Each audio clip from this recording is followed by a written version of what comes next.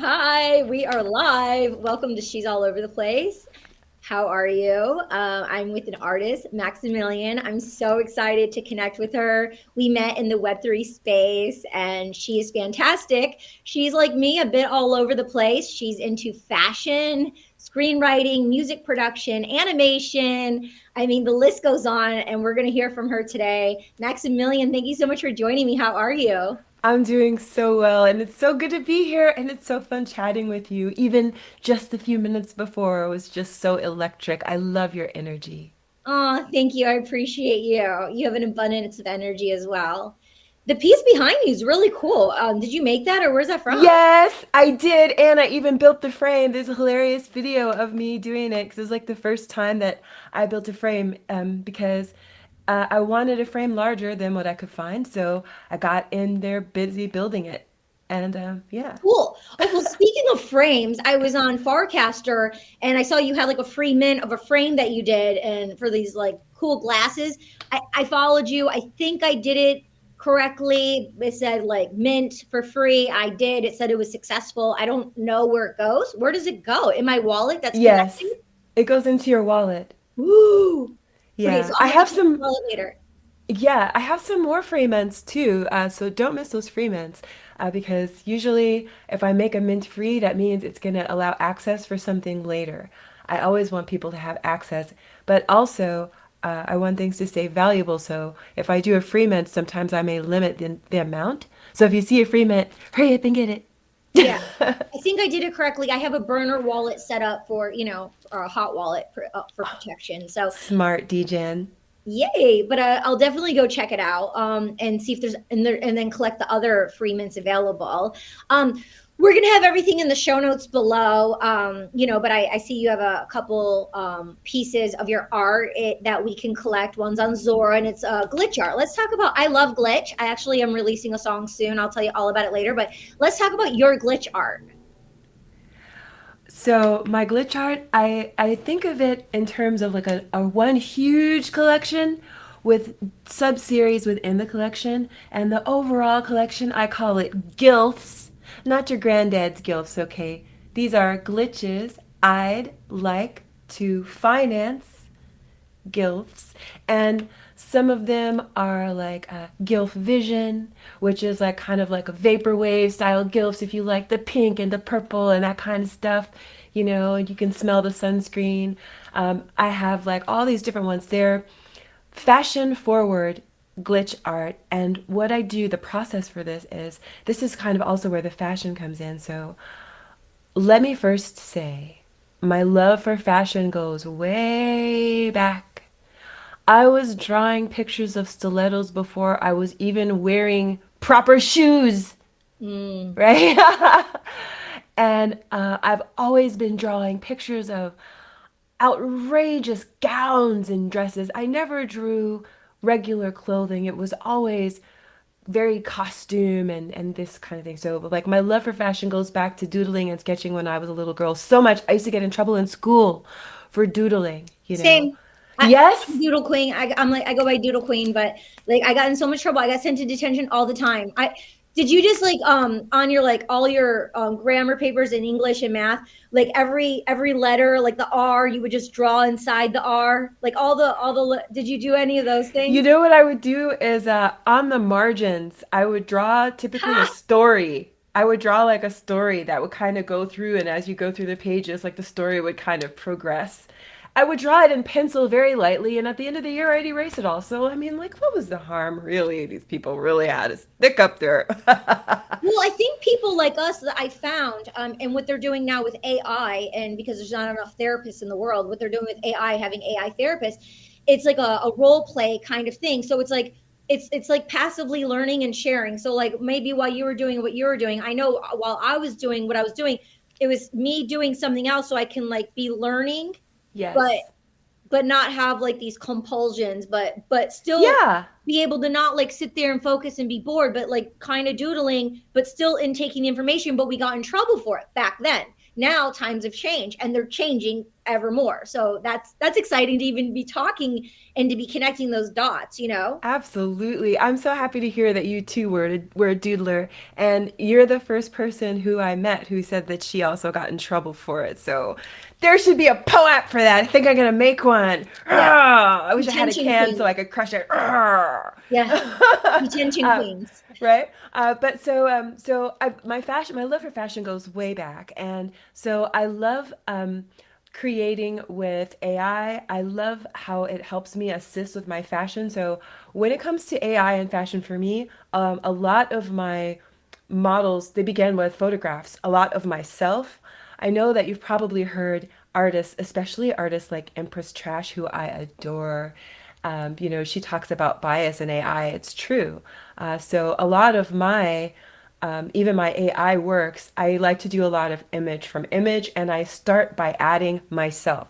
So you'll notice, you'll be like, oh, those characters look, they're, they have a lot of, there's a pink haired, dark, my complexion, because even if I were to put in AI like African American, or if I was to try to list my long list of ethnicities that make what this is, right? It's not gonna All this make goodness. right all this goodness, right? AI is not gonna make it look quite like this, not exactly, unless I put a picture of myself and tell it that's what this is, But and it's I so can. cool to take the AI with the actual human element, if it's you. Not everything has to be so AI. It can be. I do the same thing as a model, as a not just a model, but as a role model, as a creator. I have millions of images of myself. Of course, you need to include yourself. You're gorgeous. Like, why would you exclude yourself from your art? Like, that doesn't make Right, sense. The not people at who all. use AI models, it's because they don't have like what you already have. Or maybe they don't appreciate what their look is for what they're trying to create. Maybe. Maybe. But Who knows? but I wanted to see myself in the art. I wanted to see myself in the clothes, because really I'm creating these outfits. I'm working with AI to create like these outfits. So like my AI fashion is a combination of, I use Procreate, and I will use my digital pencil, right? Oh, And it's a and whole I'll do a conversation. suit, and then I might collage a face, and and then I will, AI is an amazing like healer. If you're a Photoshop user, you know about the healing tool. So AI is an amazing healer. You can make a damn ugly collage, and with good prompting, AI can really help you bring to life something really, really close to your own vision, especially now. Here's some GALFA. That's alpha from a gal. If you really want to level up your AI fashion, Yeah. you know, find out the names of like the obscure sleeves and cuffs and folds and things. And then when you talk to AI, because AI knows all of that stuff. Yeah. And when you can say that you want like balloon sleeve, or confetti cuff, or if you're using like these very specific, sometimes archaic terms that people don't know what that little pleat, that there's a name for that little pleat, the one that goes right here that has a there's a name for it. If you start prompting with these kinds of things, you can really like not just be kind of like rolling the dice and getting something, but really be collaborating with AI and just really bringing things to life. So that's my step one, is my images, my photos, my sketches, collaboratively creating this look, right? This is step one. Step number two is I throw it into Procreate, and I understand that there are other programs too, but right now Procreate is still my favorite because I love the dials, and also I turn the sound on. So in Procreate, when I'm making the glitch, I have my headphones on and my Procreate goes or it's like when you do the slides. So for me, it's all so visceral because I have a bit of synesthesia as well, and I And often, sensorial, like you feel it. yeah. Like your body will feel like that. So Yeah. like not only is it visceral, but it's sensorial. And from my acting background, we get into our heads, but everything comes from an intuitive hit of an emotion of something Yes. that we feel. And so Yes. by you hearing the sound of what you just said, it just makes you like immerse inside of it. Yeah, and hearing that sound and watching the colors go and like split apart like that is just like, and like honestly, they tell me when they're done, you know. Yeah, it's like And it's like a guy liking like cars and the Formula One and the sound of the however the cars sound. I like it too. Amazing, amazing. I love that. And for the listener tuning in, how epic for you to share that piece of information, because I will do it now. I didn't think about that. And so like I went to the Met, Alexander McQueen, when they had the exhibition for Alexander McQueen, like my fave, and his cuts and designs and his pleats, and it's so specific. And he was so specific about the curve and the areas of like the most sexiest part on a woman, and he knew women's bodies so well, although he was gay. But anyway, I think it's so smart. And like Rodarte, and they do like avant-garde and like goth, like goth dust angel fairies, like that's so my vibe. So it's like now I'm gonna like research, right? And when I start to do that, which I haven't yet, so I'll be calling you, and one day when we get to like collab, and I'm gonna be on my digital pen in I have Procreate for years. I've had Cringe personally, but I have my iPad with me, and I made a commitment to get past the limiting belief of digital artists. No offense. No, tell me. Um, No, tell me. Go ahead. Lay it on me, sis. Tell me. so Go what ahead. I'm so what I tried to do a few years ago, I would I shoot photography images like around the world, and I'll take images and I'll put it into the Procreate and I doodle on them. So I had like this thing of like doodling dope art on images that I took photos of, which I liked. And I did a slew of them. And then I kind of like got out of the swing, being all she's all over the place. And I've had such a cringe from doing digital art, but it's like I've had storages, and you get the materials for live painting, which will always be my heart and soul, like feeling the paint on my hands and like plopping it down, and I do three-dimensional art.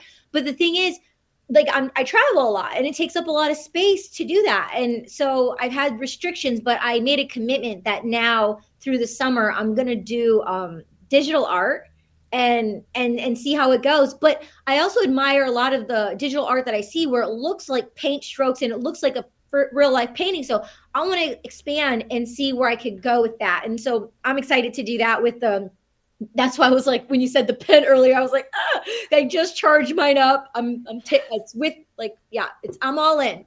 I'm all in with Oh, the pen. And with the iPad, and yeah, I'm good. what about what about 3D digital art for you? I haven't done that. Let's talk about 3D. I do Yeah. glitch. I do glitch like in Prequel app. I made some glitch art. I'm a glitch girl. I'm total glitchy. Shout out Prequel. to Empress Trash. You said her name a bit ago. Love Yeah. her. We spent the solar eclipse together, IRL. We made art together. She gifted me a piece. I gifted her a piece, and she's great. So She's so beautiful. Her eyes, the love in her eyes. she's sweet. Yeah, we Yeah. really, really connected. It was really, really special. So I'm glad you brought her up, and it's cool because I feel like, and she taught me about other glitch artists that I didn't know about, and then so it's like now we're having like a femme like glitch community building over here. I feel.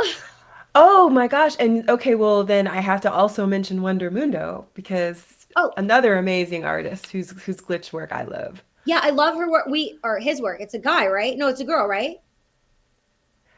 She goes by they. Oh yeah, okay. That's what I was wondering, because I thought it was a female from the art, and then I saw something else. Anyways, we follow each other, love the art, love the colors of the art, but we haven't like met IRL or anything. I've met Wonder Mundo and oh my gosh, adorable human. My gosh. And listening to Wonder Mundo speak. So this was at Art Basel. Also, Empress Trash spoke too. It wasn't exactly the same panel, but this was during Art Basel at Base, and I had the good fortune to moderate a conversation on community with myself, um, Payman, Sabette, Love Wonder him. Mundo, Senior Pants, and the founder of this NFT marketplace and minting platform called Layer. They did something really cool by eliminating so many gas fees for artists, really making it affordable for people to mint, which was pretty awesome.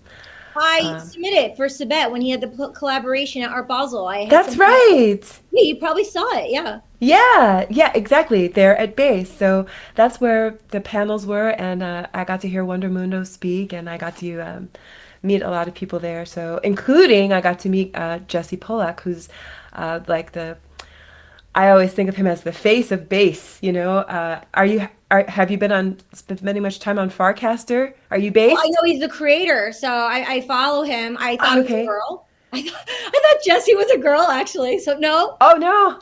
Oh no, no, he's I hot follow. guy. Hot Huh? guy. Yeah, yeah. No, I follow. I see Uh, his. No, I signed up for Farcaster months ago, and that's how I was like talking to Blau, and I got Blau's free NFT. I've collected so many free NFTs from Farcaster this year, so I've been learning. But I don't understand frames. I don't understand like. There's some disconnect of like how to gain followers and like connect to people who aren't following you. I see you have like oh. a bunch of followers on there now, but Oh, well, I can should. I can Well, I real quick, I went into the DGen channel. I got into the foundation channel. So I've gotten in some quality channels. And you have to make sure they're real channels, alpha and security, because there's a bunch of fake ones already, right? So yeah, share everything you want to share about Farcaster. Let's go. Oh, yeah, okay, so I'll keep it brief because brief is biteable and delicious. Yeah.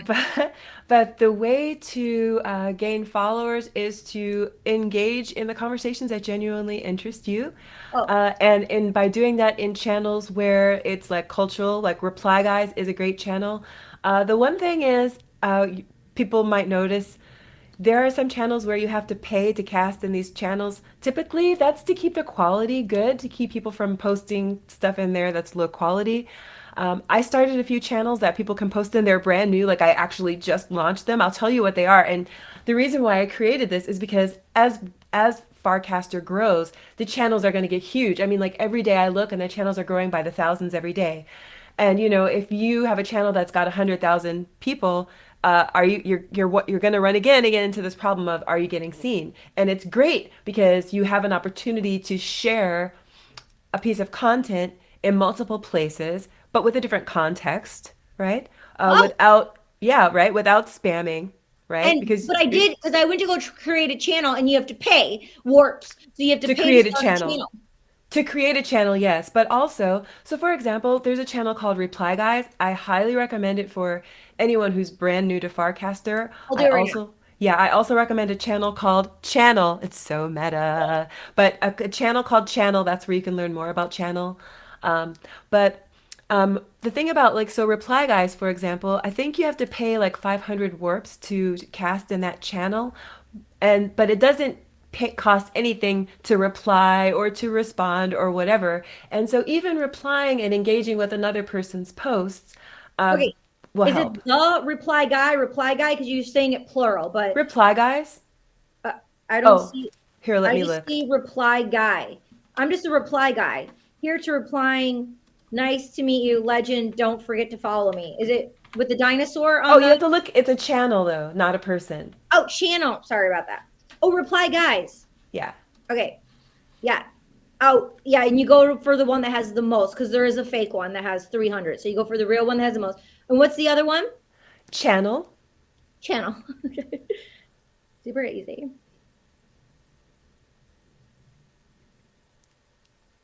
So, okay. So you have to pay in the channel or channels? Um, it's the Channel. what? Yeah. Is it white? Yes, with a Okay. So there's slash. only 926 people in that one. Is that correct? Let me see. I think so. It doesn't say that it's about channels. A place for meta channel That's it. discussion and That's channel it. ideas. That's Okay. it. Uh-huh. Yeah, but there's a second one called channels. So I'm That's saying that. probably that's probably a good one too. That's probably a place to introduce a new channel that you created. So like people Oh, are like that's what I'm saying like and now let me tell you so I also created a channel. It's brand new. Like I just launched it called Art of Women. I haven't even like invited really people to join it yet. So this is the Galfa again. Boom, boom, wow. the secrets. art dash of dash women, and anyone is welcome to post the art as long as the subject or subjects are a woman or women. So I want so just imagine someone scrolling and it's just art of women, just women, women, women, art of women. Smart. I love that. I'm Yeah. gonna join it. Thanks for Thank you. letting us know about it up front. Thank you. And there's another one Wait, I'll too. do it right now. What am I doing? I'm like, yeah, I'll join it. I did the other two. Let me just do it right now. There's The another one too that's super fun that I wait, created. one second. Oh, okay. Art of women. Art of women. Thank you for joining my channel. Art, and it's not with an X. WEMN. WOMEN. Art of WOMEN. I don't see it. Art of woman. Art dash of dash women. Wait, It's a art. channel. It's a channel. Yeah, yeah, yeah. Oh, you do a dash. Uh-huh. Oh God. Or you go into the search, you can go into the search bar, but it's a channel, not a person. What's up with the dashes? You mean this? I can't Well, find it. I'm on channel. I really can't find it. really? Well, I'll Art. send it to you. Yeah. Okay. Art of women. It's I'll put it in the show notes too for yeah, everyone. put it in the show notes because it's there because I've been posting, creators posted in there. Um, Word. and the other one I started is Vogue Animals, which is animals dressed in clothes. You know we needed this. Okay, cool.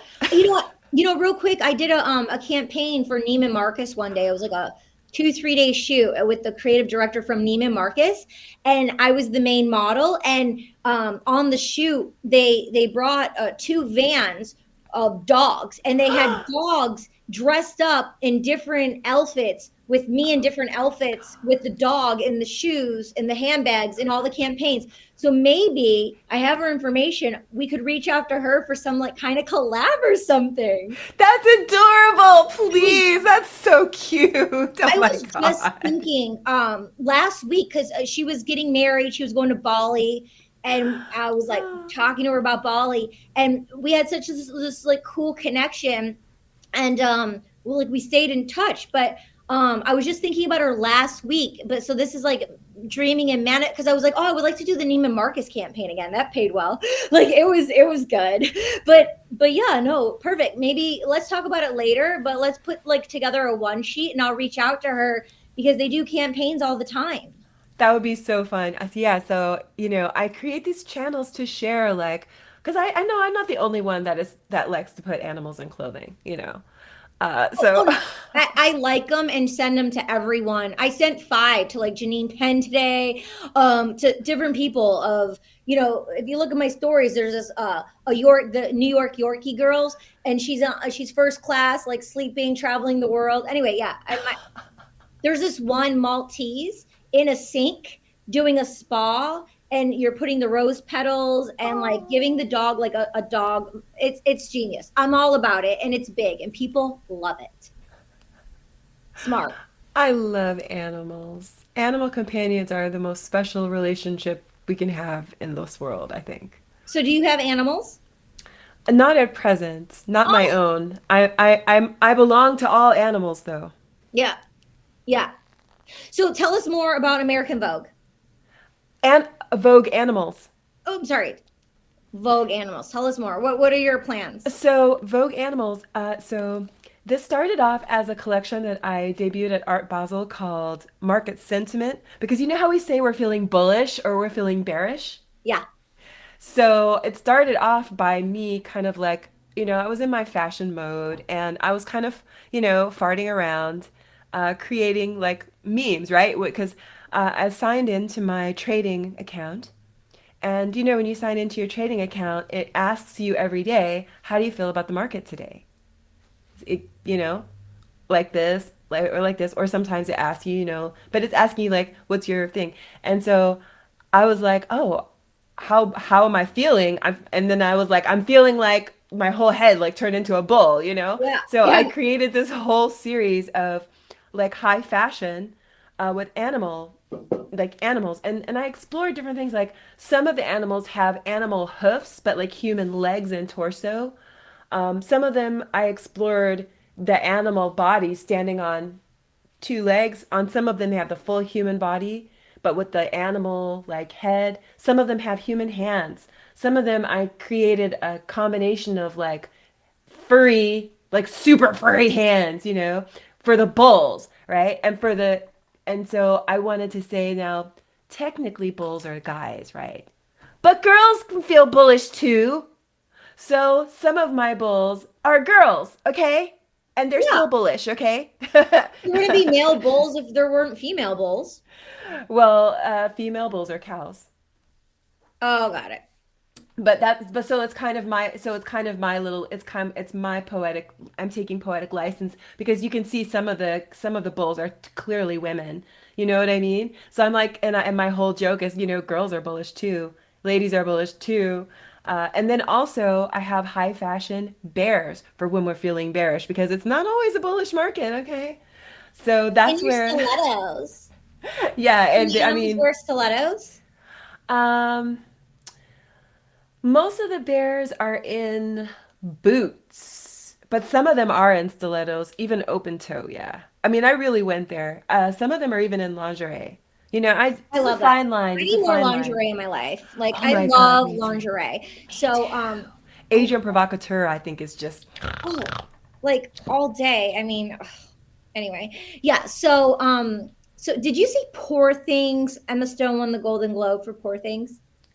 No. Okay, so the director, he's Greek and he's super amazing. But in Poor Things, please watch it. In Okay. Poor Things, you're gonna see it's a long movie. It's more towards the end, but just watch the whole thing. But when you're describing what you were saying with the animals and half human, half animals, he puts that into the film What do you mean? with chickens and he'll take certain animals and a half of one animal, a half of another animal, and put them together, and they're in the film with the actors on the What set. are they doing? No, you got to see the film. Okay, I will. I No, have to now. brilliant. Like it's a great role. So it's anyway, yeah. So she knew about the project for 4 years, and because of the pandemic, she lived with it, and it like drove her crazy because she was like birthing this character and she was holding on to it for 4 years. But I mean, she won the Golden Globe for it. But amazing. You'll like it. Greek director. Yes. Well, I wrote it down, so I'm looking forward to it, especially since you told me that. I'm like, oh, I have to see it now. Okay. Another one. Did you see Saltburn? No? Okay, my favorite film. The music is, and I know you're into music. We're Yeah. gonna go all over the place, so we're gonna dive into two areas next. But write down Salt Burn. It's so Done. hot. It's so good. Oh my god! It's I Saltburn. want to be in a movie like that, and I want to make movies like that. Um, Okay, I'm gonna put an asterisk it's by a it. female writer and director, so you're really gonna vibe with it. Like if you need a list of dope movies because you're a filmmaker, just I'll give you a list. But let's circle back around to you were the moderator at Art Basel, and you think going to conferences like people have a cringe or they're like, oh, I'm only going to side events. Let's talk about why you think, right? Why you say the importance of going to conferences. Why is that for you? And what do you want the listener to hear about that for? Well, when I say going to conferences, I don't necessarily mean the official event because the side events is where the cool people are. That's the GALFA. And the conferences themselves, I think, are really especially useful for people who are brand new, for people who are, and I know we're all learning, we're always still learning all the time, but especially for people who are new, if it's your first year in crypto, go to all the conferences you can. I think you'll learn a lot. For me, I think it's more about networking and partnerships and finding my people and finding people that I can build and create with, finding the partners who have not, I won't even say the same. I'm not looking for people who necessarily who are like me, but people who are companionable with me, who have an aligned drive, right?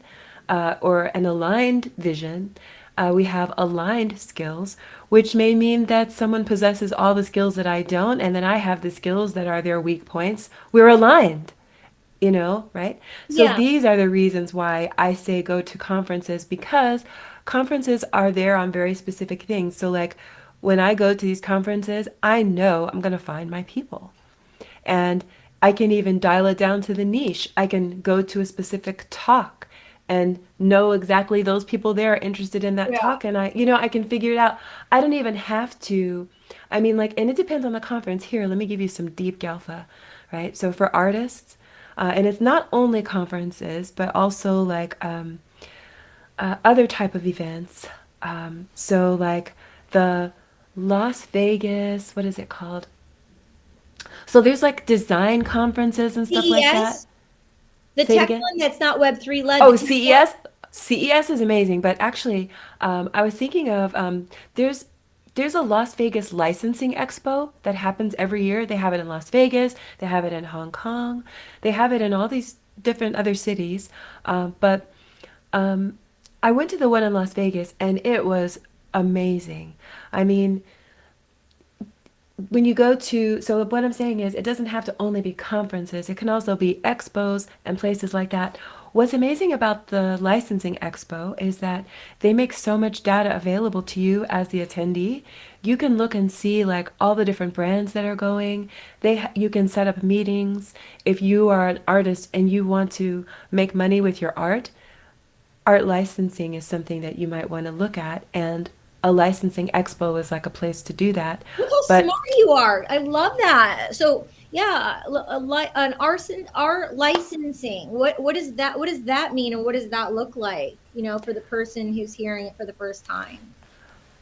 so art licensing would, so I think for most people the ideal when they think of the ideal might be that they would have an agent, and that agent is licensing their art, right? That's really what art licensing is. Like that people are likely close to familiar with. People are familiar with this concept of having an agent. So art licensing is kind of like you have an agent for your art, right? And there literally are agents that license artists' artwork. And when you go to the licensing expo, you'll see them there. They have huge fancy booths, and you see all this cool art, and you go, wow, what is that? And then you find out they actually represent artists, and they're there to meet with big brands and sign deals with their artists, sign those big brand deals with brands like Target and so on and so forth. When you see, oh, like I say Target, so I'm from Los Angeles, and usually Target has like some huge, it's on the side of a building somewhere, usually at some point. Somewhere in LA, you're going to see some cool ad from Target. You just have to, you know? So, like, if you see, oh, there's some new, like, cute brand, it's like some new tea kettle and it's got this new character or whatever, like, where did that artist come from? It's not anyone maybe that you ever heard of. How Yeah. did they suddenly get this brand deal on Target, right? This artist that you never heard of, right? Maybe through something like art licensing, maybe. Mm-hmm. There's all these types of opportunities that is not direct to people or direct to art collector sales. And I learned a lot by going to the licensing expo. And there are also manufacturers that make products that you could, as an artist, partner with to create high quality versions of your art. Like you could, for example, here's one of my favorites. I saw this company and they make backlit art canvases. So it's like a canvas, but it's acrylic and it's backlit Mm. with fiber optic lights. So it's like it's not digital, it's just lit. So it has the vibe of being alive and moving, but it's not digital. So it's a lightweight piece of art. Digital frames can be very heavy and they require special installation, and they also are very expensive. It's not inside everyone's budget to have a digital frame. So, Like you said, they're heavy. yeah, right. So this was, I thought, a really interesting like alternative is having art on acrylic and then having it backlit. Of course, if you're an artist, if you wanted to, you could build this yourself. But if you want to scale, you want to partner with a company that does it. And so you can come up with these partnerships and make these partnerships when you go to licensing expos. So conferences, to make partnerships with other artists and platforms and blockchains that can give you the financial and technical support that you need, and also help give you the media support to help you become visible. So important. Yeah. I love that. And I think like maybe have all your ducks in a row. Like maybe because what happens when you go to these places, they want your deck. They want your one sheet. They want to see something. So maybe have those things lined up. So then when you're net high level networking, it's like fire lightning bolt in the moment. And so you have everything prepared. Not everything, but if it's like one or two things that you're going to pitch to and then like sow seeds for a collaboration, sometimes you have to strike while the iron's hot. So I found that going to a lot of high level networking events that it's important too, because people are like in it to win it and they're looking for brand partnership deals. That's why, like you said, that they're there. They're looking for you, like the listener, the person who's tuning in to show up. And that's the most important thing is showing up. We don't have to get into codependency issues and, all that right now. But thank you for sharing the importances of conferences, communication and, the connection and why that's really important. Yeah, thank you. I appreciate your wise words on that. It's an important element to, how we grow as individuals and in business and how we relate in communication in business. And I love that aspect because I know a lot of people are on the forefront of it, but then I know you can, once you don't want to sound like you're preaching to the choir, but it's an important voice and an important element to being a part of what we're all building together and like what's happening in the world. So let's shape shift into music production. So let's hear everything about music production, songwriting. Tell me more. Well, music production. Well, let me first start off by sharing my cred. Like the things that I would like to know first when someone starts talking about music is I want to know like what kind of tools do you use, right? That's like the first question that I always want to know. So I use PreSonus Studio One. It's my favorite. And I have a bunch of microphones. I have MIDI keyboard controllers.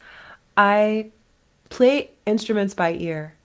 I did take lessons when I was very young, but because I could play by ear, I just was faster doing it. And I just, I've always been a bit of a hacker, even when it comes to music, I'm very much a studio like noodler, I use all the tools, like I love Wave audio plugins. I love tools like Ovox that allow me to do things like, and I don't use this tool as often as I thought I would, but it's only a matter of time. But it lets me do What things are you like, on a laptop? Like, what do you do it on? hold on, I'll tell you. Okay. This tool like Ovox, for example, is a plugin. It plugs into Studio One. Studio One is software. It's a digital audio workstation.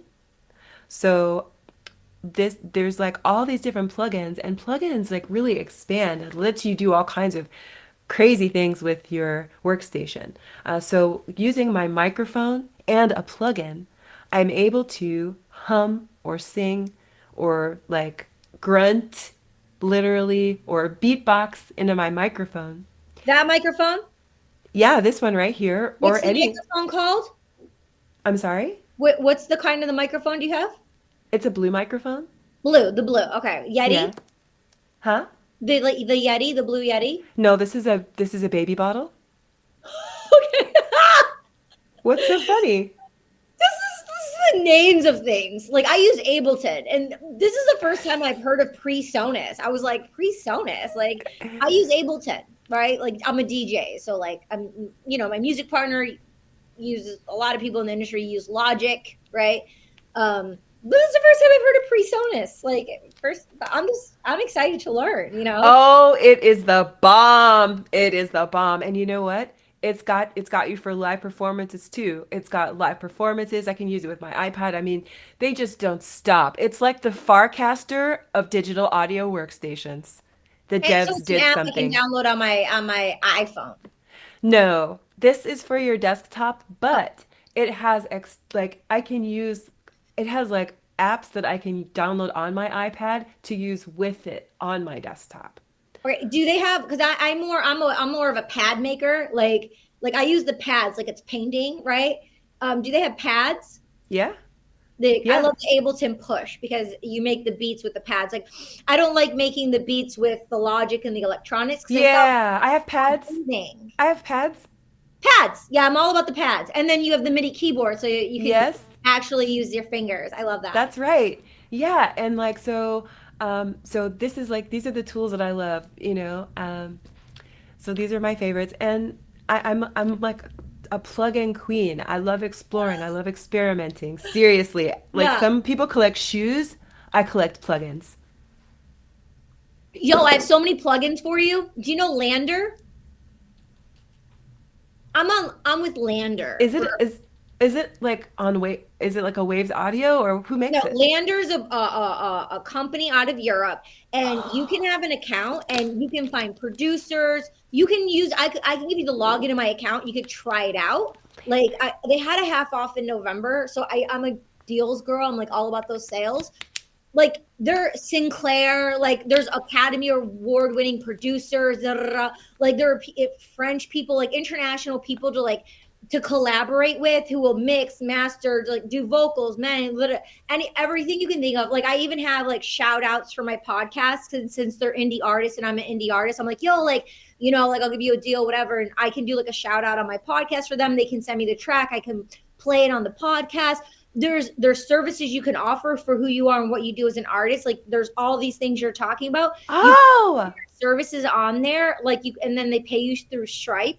You just say what it is, and then they click and buy, and it goes. It's amazing, but it's a whole community of artists and musicians, and it's like, where are these cool people to connect with? And it's like, okay, yeah, we have X, we have the Web3 events, yeah, but I'm talking about musicians. Like you want to connect with like dope musicians. Lander, I'll give you my login, you can check it out, but you can become friends with so many people in there and collaborate. Like I met this producer who's won all these awards who lives in Greece, and I'm Greek. So when you're in the same culture of someone, they're not going to like charge you. You know what I mean? They're going to want to collaborate because they're going to want to help out like their heritage, right? Like more Greeks, like more female Greek artists. So um yeah, but like if you go to Greece and you can like meet up, or obviously be careful, but yeah, you're gonna love it. I'm gonna remind me to tell you.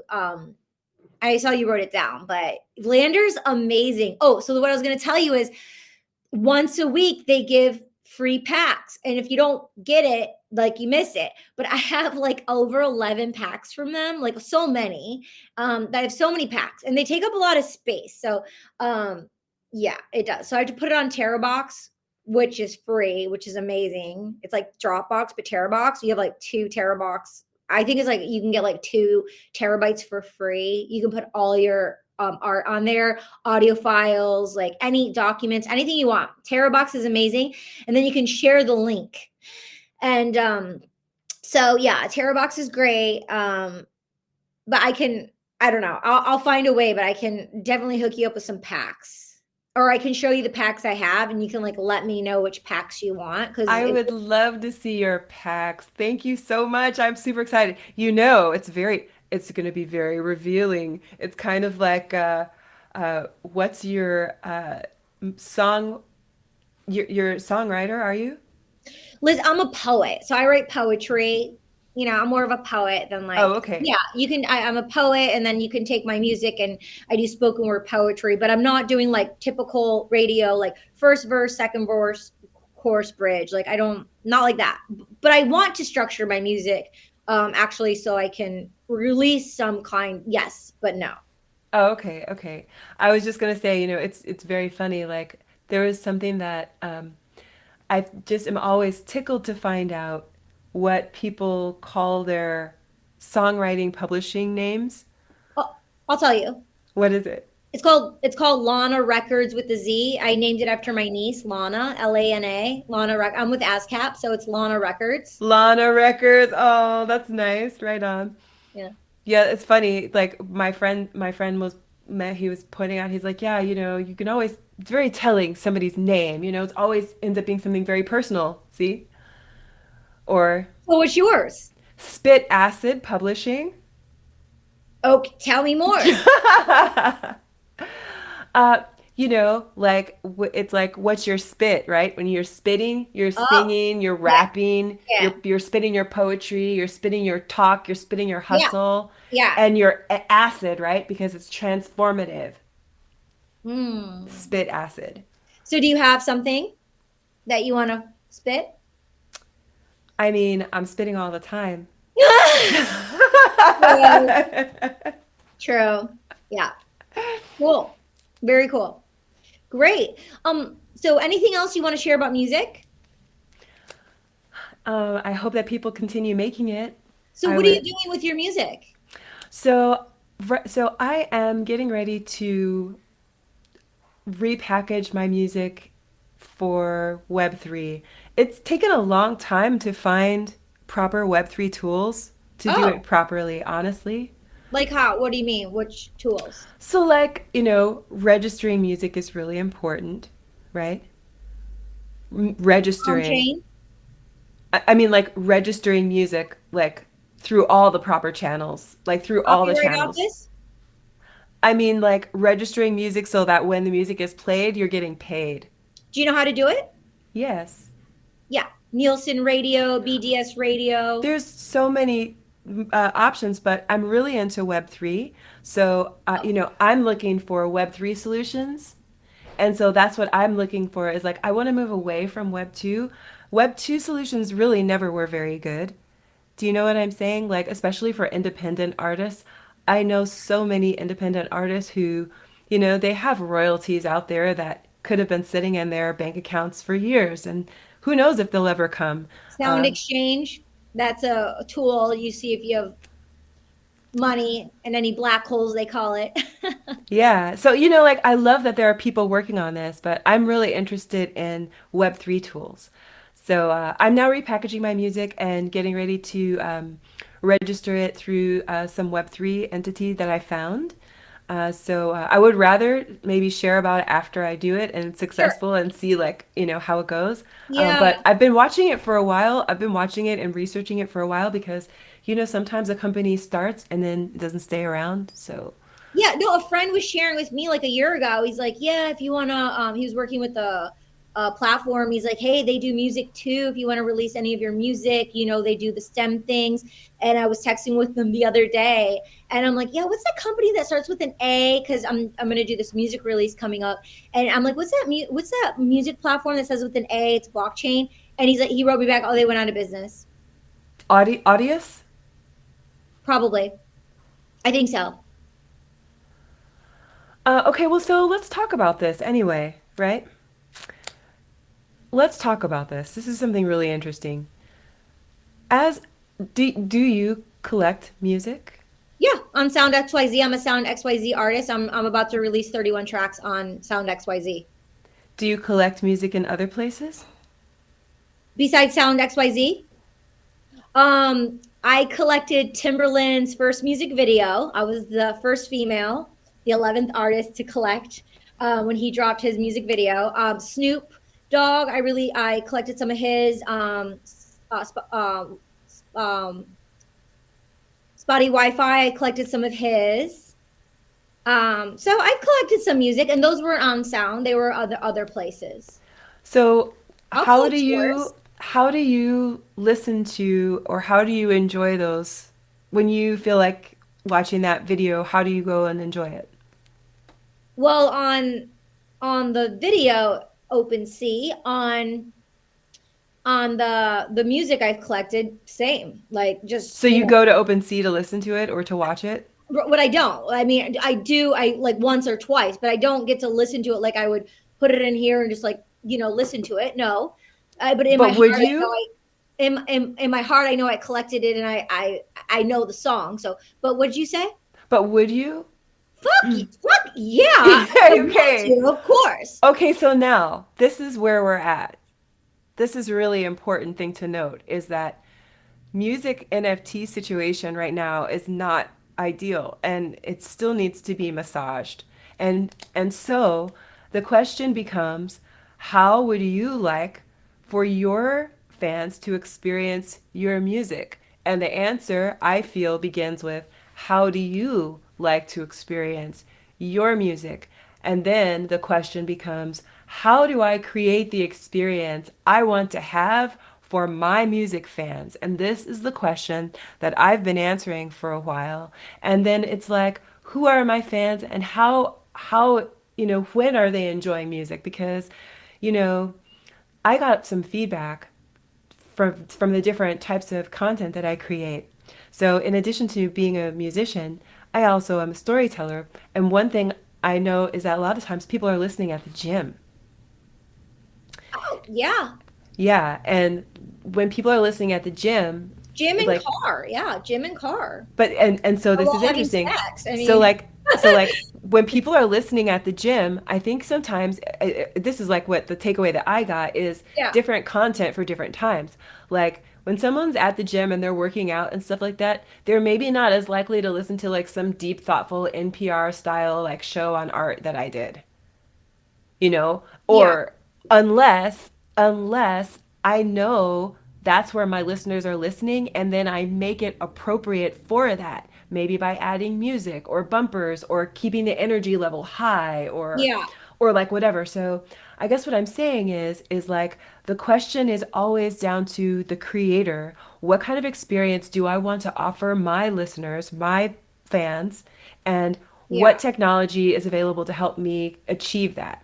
And then it's like, are your fans like I wish we were living in a world where Vision Pro was perfect and it was accessible to everyone because that would be amazing. But Vision you, Pro.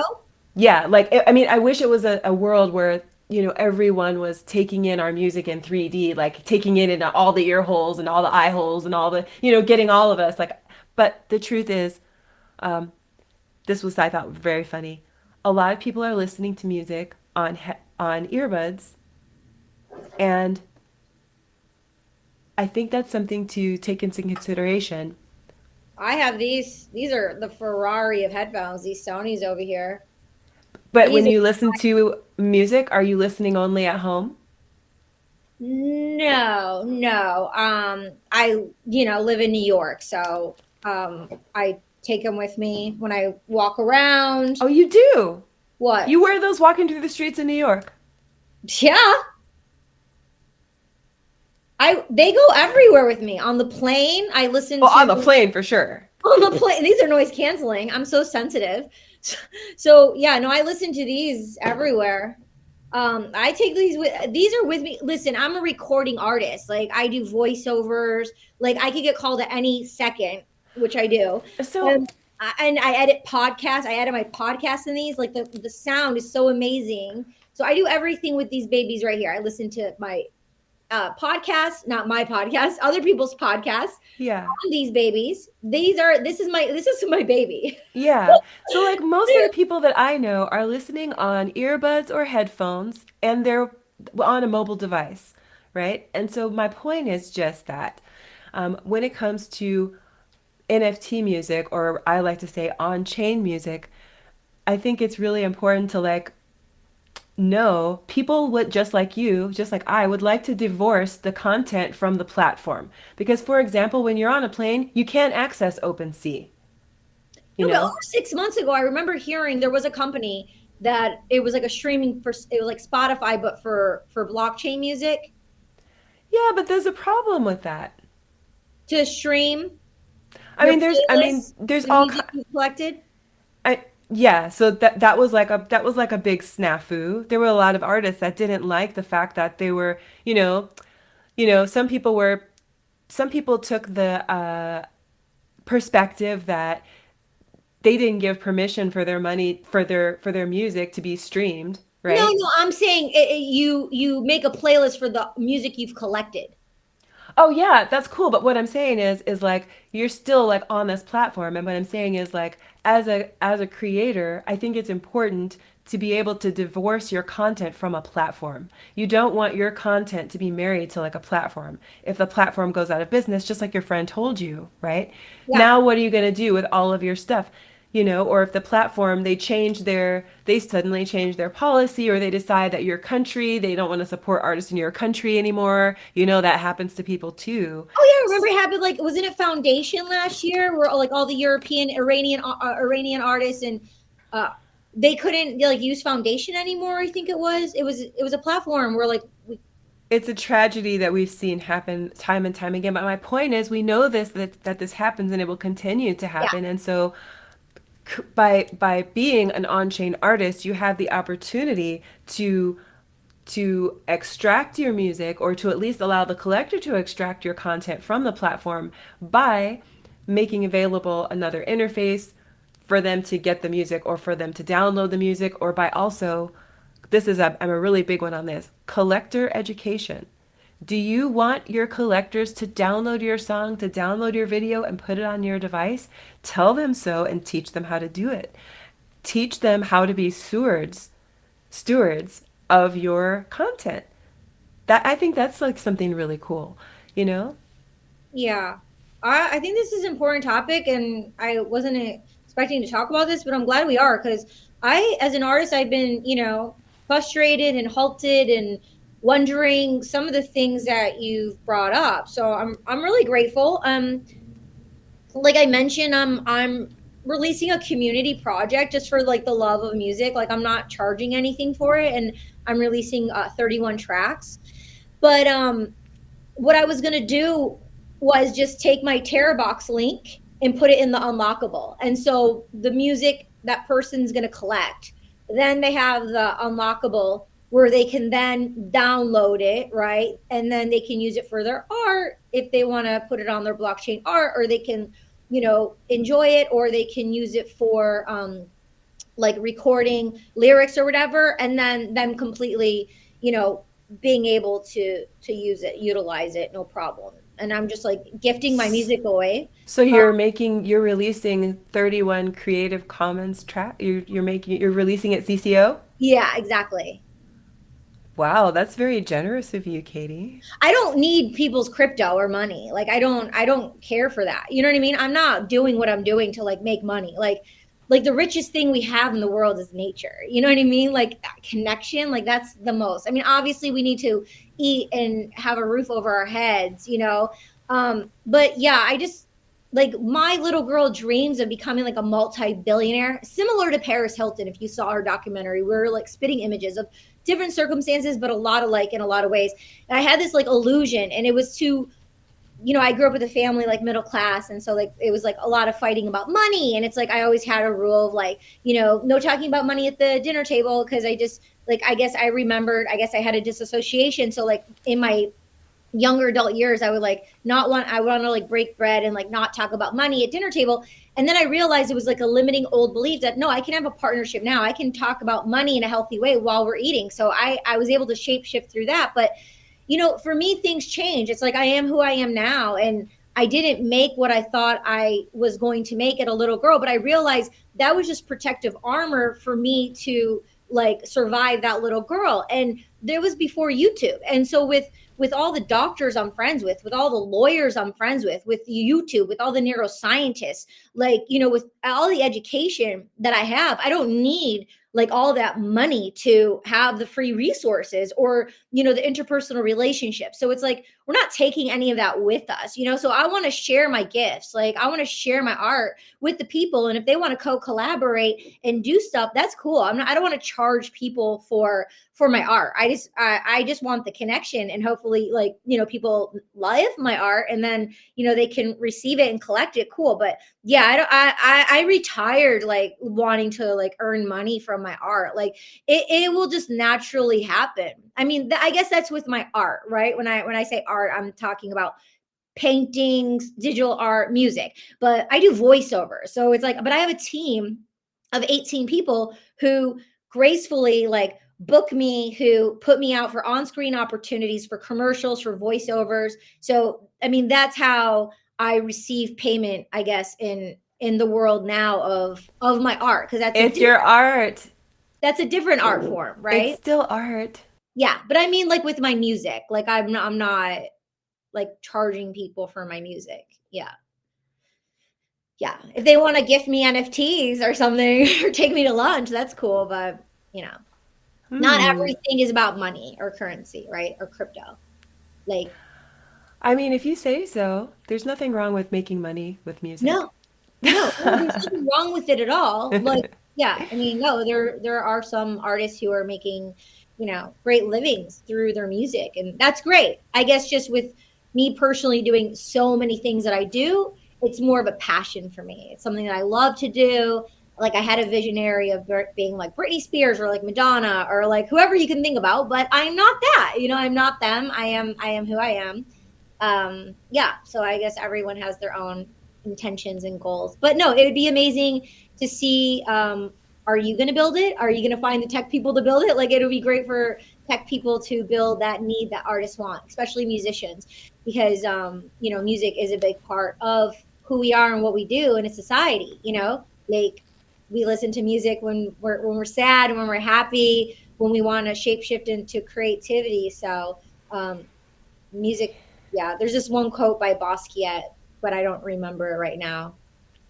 Yeah, he talks about music. Yeah.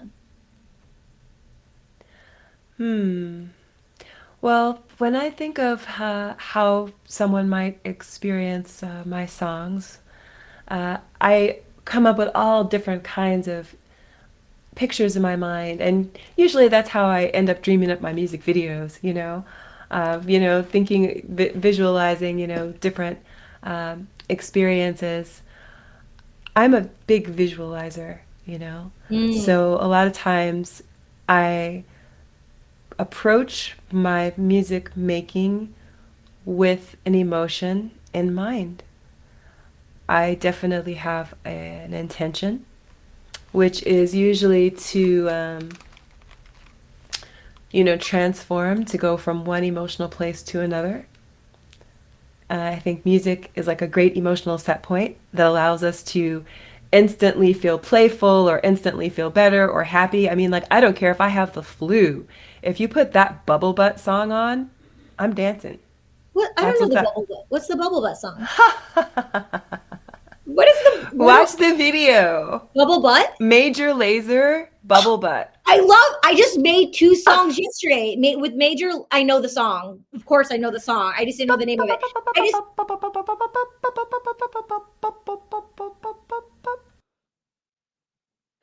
I'm gonna have to listen to it. I literally just made two. I posted them on my X. I posted two music videos.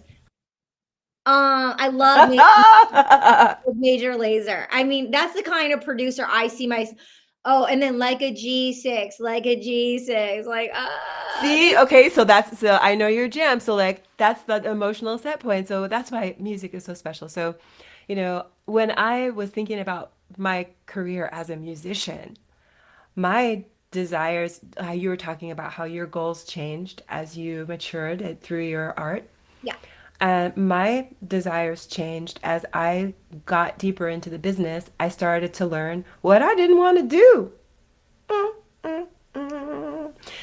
And also, I was like, oh, so I want to like live a certain lifestyle.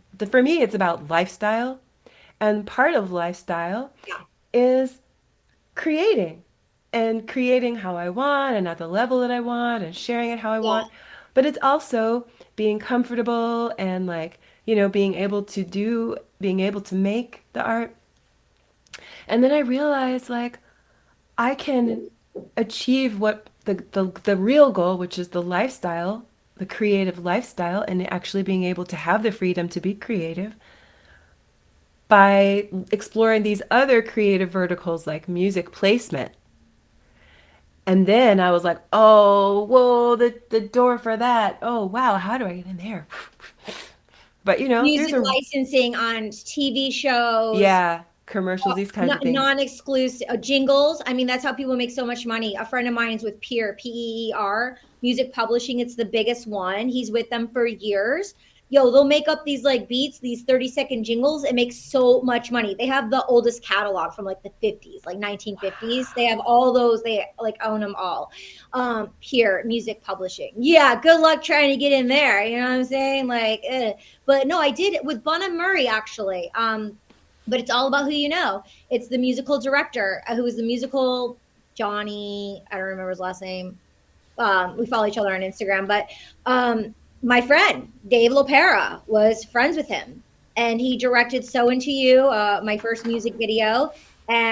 they were friends with like all these people. Anyway, they gave it to Bun and Murray, who was the music publishing, and so they got it on Bad Girls Club, Keep Up with the Kardashians, like all those shows, and it's non-exclusive. They have the lyrics, and then they have instrumental. And if them walking into a club, walking into a restaurant, and they play yours, and they have a catalog, right? But then they're like selecting which ones, and then I would receive all these monies on ASCAP, right? I was like, whoa, this is so cool. So like, imagine like all the Viacom, right? Music publishing with all the TV shows and movies with Viacom and like all the networks. I mean, that's how to make the most money, through licensing, unless you're going on tour, which is a lot of physicality, and then the merch, right? So it's the merch, merch. Yeah, but music licensing is really so much where it's at. The whole merch and tour thing is kind of shot Yeah. these I mean, I days with want the to have 360 children and have deals. a family. I'm not going on tour like Madonna just And did. if you're, and then again, all of us who know, and if what I'm about to say sounds foreign, Google it for friends who are listening. But I don't think it's going to be foreign to you when I say this. But we don't want to be trading time for money. I'm all about the sleep money. I call it sleep money. Making money while asleep. That's Yeah. right, sis. Huh? What? I said that's right, sis. It's all about sleep money. Yes, yes, yes. I'm gonna be like with my kids on the beach, like enjoying the sun and nature while like, and I would just pay me in crypto. I'm good. Yes. Yeah. Love it. Love it. Speaking of getting paid in crypto, have you ever thought about moving outside the United States? I'm thinking about it a lot these days. Oh, okay. So, yeah, I mean, speaking of lifestyle that you mentioned, my what I foresee, like when I have a future. I mean, I travel around the world right now. My podcast is called She's All Over the Place, so I already travel the world. Like, as so I travel the world, which is great. But how I see my lifestyle, in partnership with children, is like being in Bali 3 months out of the year, being in New York 3 months out of the year, being on set, 3 months a year, working like on a movie or a TV show. With animation, it's like you can, be anywhere and hook up through Source Connect, which is great.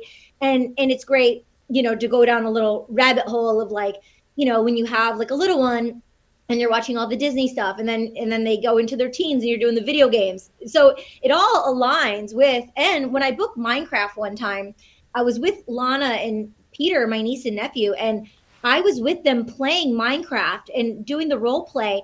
And then I went back to LA and I was in my booth, and they wanted like a Melissa McCarthy, and the way I was moving my voice, like my lips and stuff. And I was just like looking on YouTube of like and I was so viscerally in it because I was just playing the game with my niece and nephew.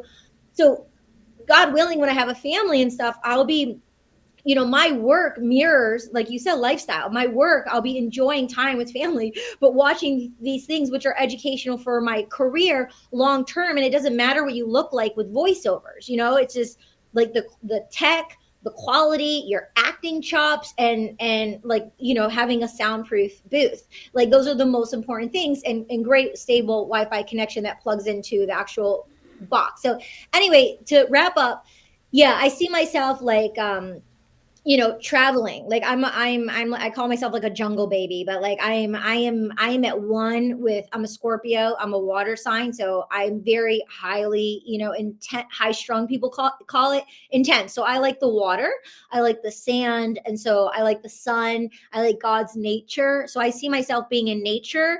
Definitely a city girl, so I definitely will be in the city. I'll have a place, like own a condo and a home in New York, but I see myself not in one place. I like having like a base and then traveling around, but having like a base, I don't know, maybe in Greece or something. We'll see. Yeah. Well, I want to come visit. Maybe I'll just get like an island or something.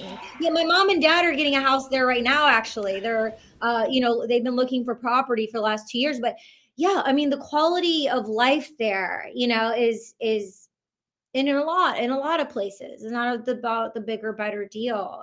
A lot of people who've made so much money, like the multi-millions or billions of dollars.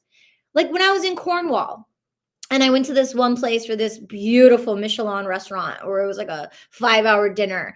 And we go to the restaurant in the taxi cab, and there's cows, and it's all nature. And I met this like amazing screenwriter who's this like massive screenwriter, and he lives there. Like people who like, have a certain quality of life, they make all the money, then they go to the farm.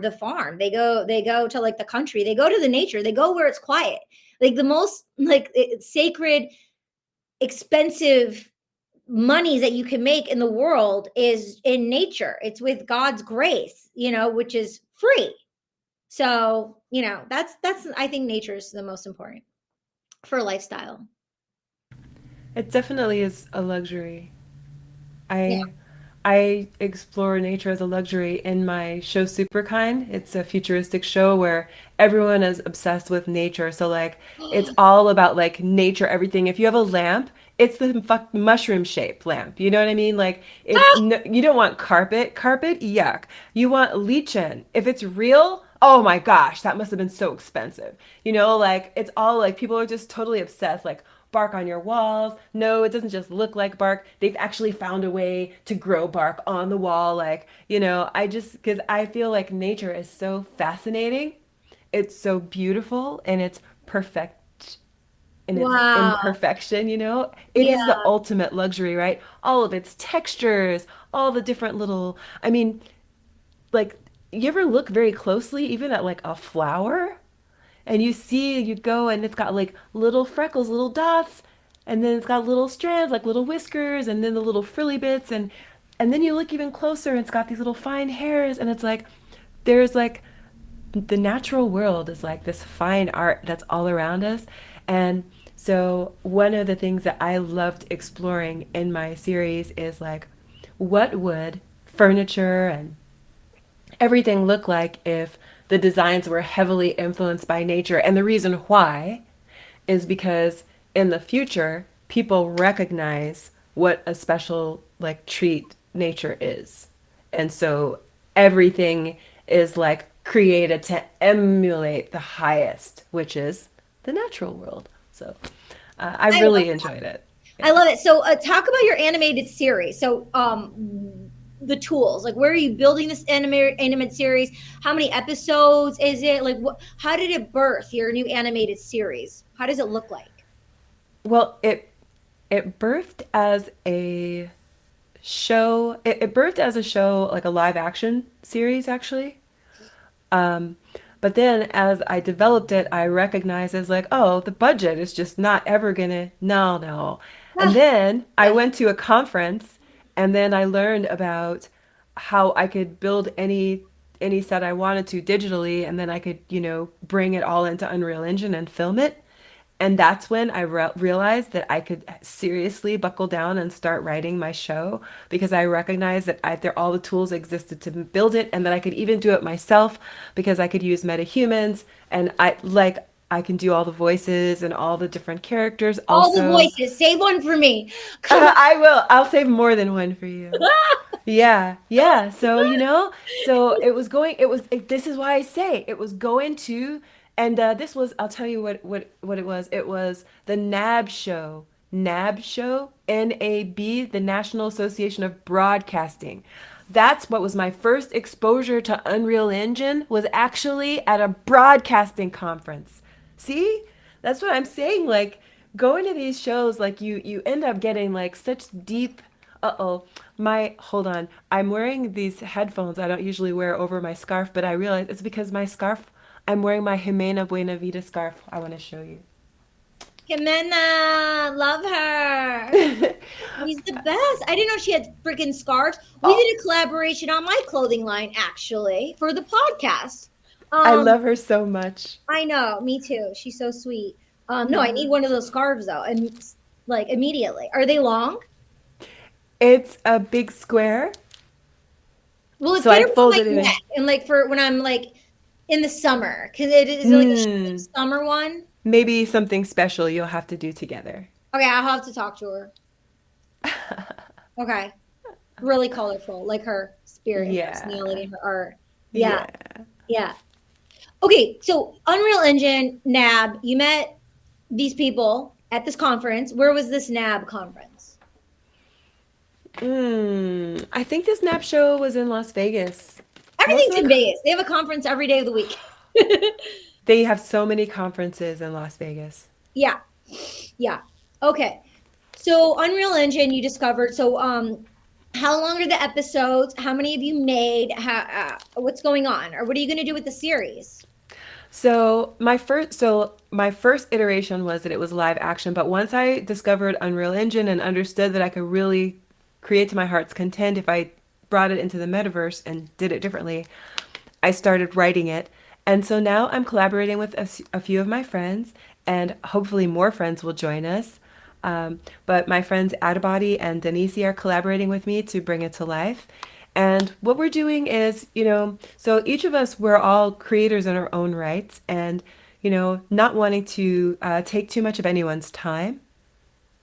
What we're doing is collaborating to create short animated episodes that are, between 30 seconds and 4 minutes long to introduce the world of the show, like short episodes that are, entertaining in and of themselves. I think And this is wonderful. yeah. And then we can, my concept is like, these shorter episodes, they do tell a full story.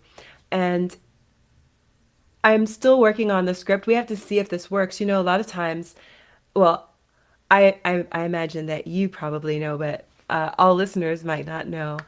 For myself, anyway, as a screenwriter, a story that I write, however concisely I write it, even if I'm directing it too, which I have had the pleasure to write and direct something that I've written and cast the actors. So I have had this really satisfying experience of getting to see everything all come together. But even under this much, having this much control, it's still a collaboration, very much.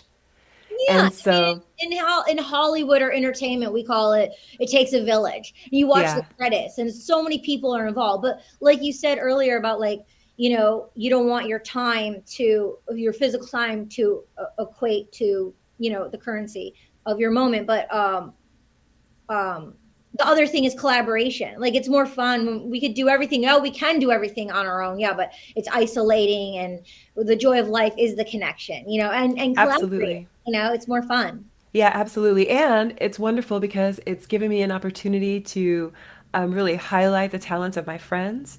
And some of the things that we're doing is we're live streaming. Like, so every 2 weeks we do a live stream. So we have production team meetings every week.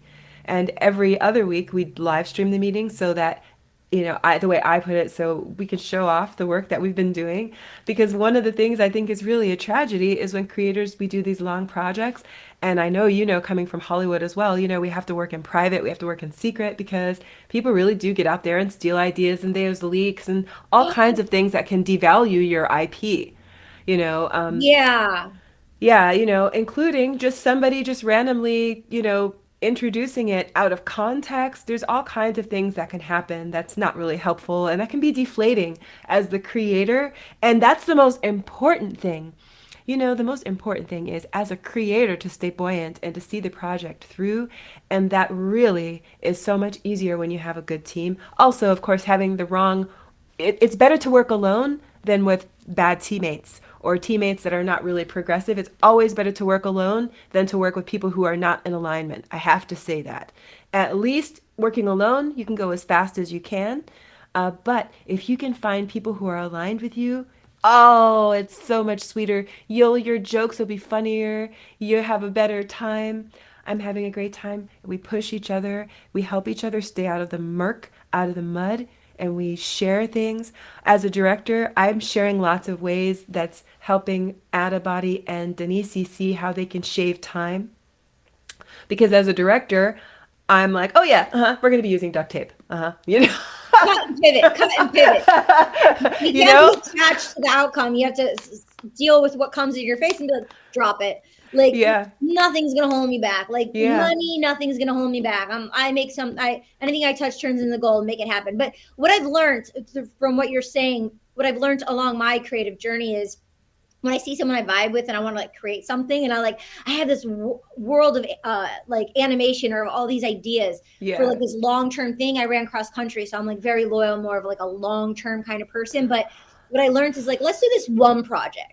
Let's do this one project together, a short-term project. Let's do one and we see how it goes. We see how we dance, how we communicate with one another. We see, because we have these ideas of what we think someone could be like, but they might not meet our ideals. Like you said earlier, like, the same values um, of like the missions of what we're creating. Like people say something, but like what does your action show? So I love taking it like one project at a time, and then after that be like, okay, cool, let's be on the same team, because it's important, especially if you're a leader in a team and you bring someone else to the pie and they could be like, deflating certain energies. You have to make sure like everyone is going to complement one another, and knowing how to protect all energies. And because we're all very sensitive, we're resilient, but we're very sensitive. It's our too, our visions and like what we're creating. Yeah. I love it. So you're doing these short stories, animation, and then it's Well, going to be it's not. They're not short stories. It's. They're not short stories. There are shorter moments in a long story. got it. Yeah. Okay. And then so there'll be puzzle pieces and then it'll go to a big story. It is a whole big story. It's just like, so for example, Oh, big story. Is that the yeah, name of it? no, it's called SuperKind. But like it's like a soap opera. It's an ensemble cast. So there are many characters, and you're not going to see all the characters in every episode. In one episode, you might be with this one particular character on this particular day, and then, you might be with some other character on another episode. So it's one story, but these characters and their stories intertwine, sometimes in unexpected ways, hopefully often in unexpected ways. But this is a fun story about our probable future. It's a cryptocentric future, and it's a fabulous combination of the futuristic, bizarre, whimsical, and a tiny bit of the familiar. But the concept is that this is a place that's existing here and now. It's just not here, like in your hometown. It's maybe in a remote location. I was really inspired when I read this article about these huge ecosystem structures that are being built, like a huge pyramid, for example, where an entire ecosystem is inside of there and people can live in there and they never leave out of there and it rains inside and so on and so forth. Oh, yes, an entire ecosystem inside of a pyramid. They're building these huge structures. And Where? so I would have to Google it. I don't want to tell you wrong, sis. Let's just I'm an AI right here. Let's go. What should I put in? Yeah. Oh gosh, I wouldn't even know where to begin to Google. Let's see, like maybe Let's see. put. I know the ones I saw were in Asia. I wish I could remember the name of Asia the public. pyramids? That was like the shape, but they were building like these huge ecosystems. It was these are like experimental ecosystems for people to like live inside of.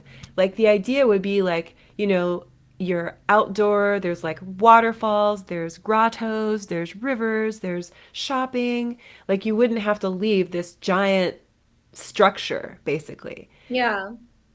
It says different things. So it shows like Asia, That's Egypt. where I saw it, in Yeah. Asia. That's where it's saying we're raining inside pyramids in Asia. Yeah. We'll have to do our own research and look that up more. Yeah. It's not, obviously this is not something that's complete. This was something I was reading about that was being conceptualized at the time. Oh yeah. Um, No, speaking of, switching gears back to music real quick. hmm, I'm on this newsletter and they gave a list of like 6 or 7 like huge music influencers where they have a clothing line and they're like these big pop stars. But it's people like you who build these characters and they're like on the forefront, like a modern day like Britney or Madonna. And they're these huge pop stars in Asia, and they have full names, and they have they're sold out concerts, and they have a merch line, and it's like you don't physically have to go there, and you can just be yes, like a nerd behind the camera, building like this like hot guy or this hot girl that's like in the metaverse of, and they're absolutely. making like good livings. I mean, it's already happening. There was like 6 or 7 of them. Yeah, so this is like for me, my music and my fashion, everything is all wrapped up together. Remember when we were talking about fashion and I said the clothing that I design is for stage performers and stage performances?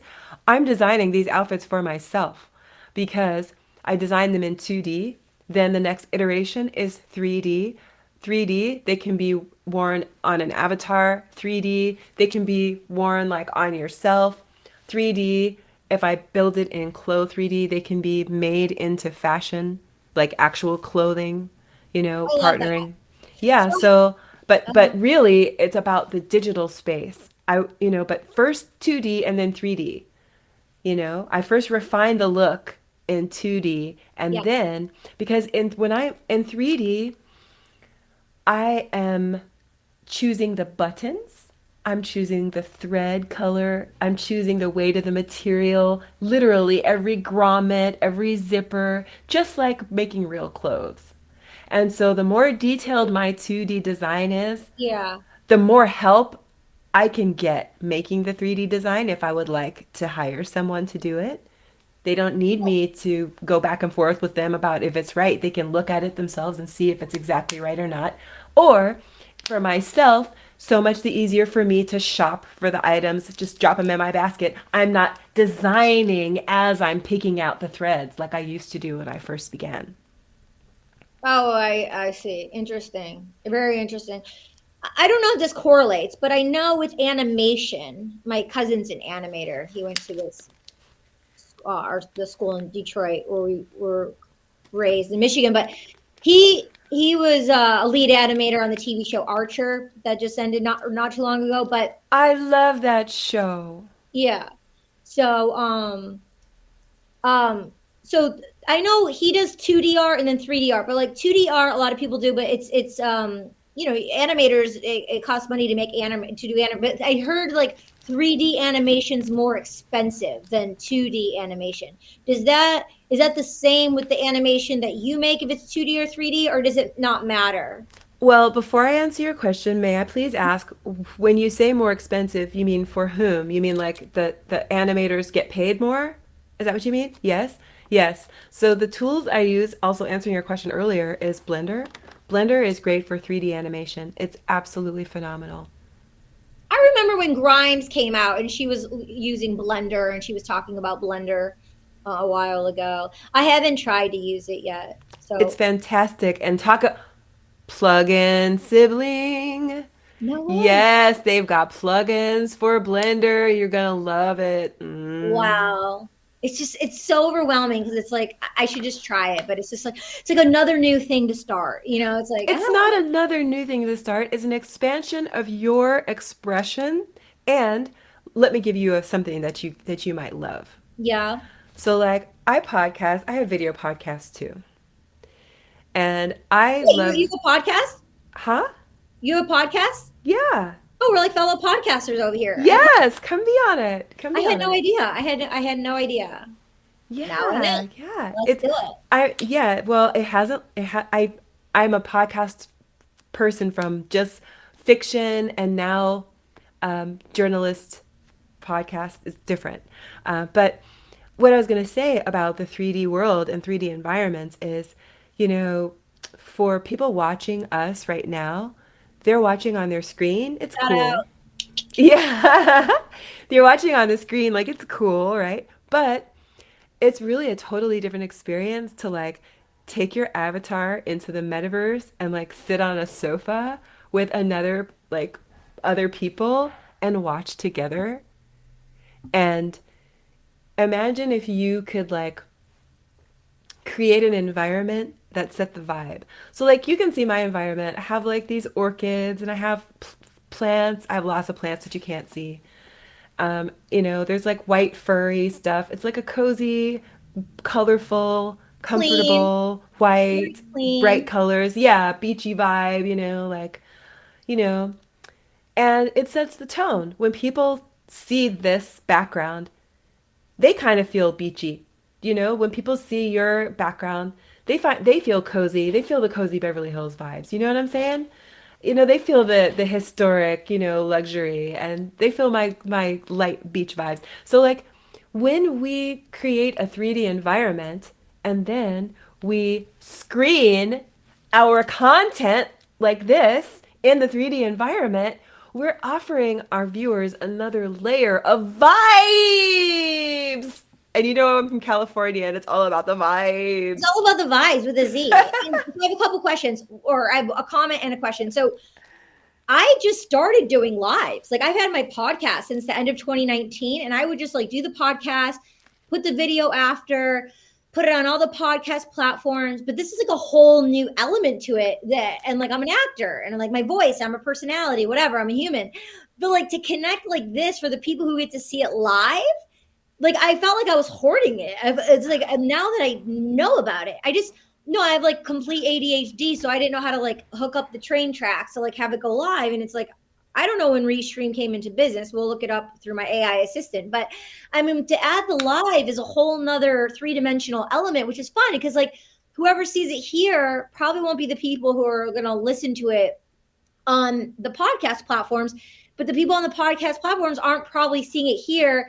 And then we have a partnership with Rad NFT TV. So it's going to go there in over 4.5 million homes for people who have deal with Sony and PlayStation or, so it's like there's so many ways. So that I think it's really cool and it's new and it's exciting and it was kind of like nervous because this is I think the third time I've done it.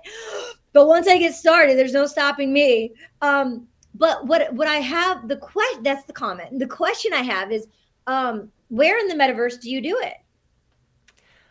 So the first thing is the building happens in Blender. Okay? Oh, Building in Blender. And it's very important to know when you're building in Blender the final destination for your environment.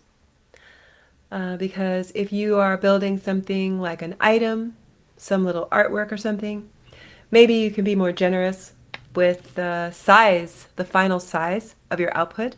This is really important. I have to highlight this.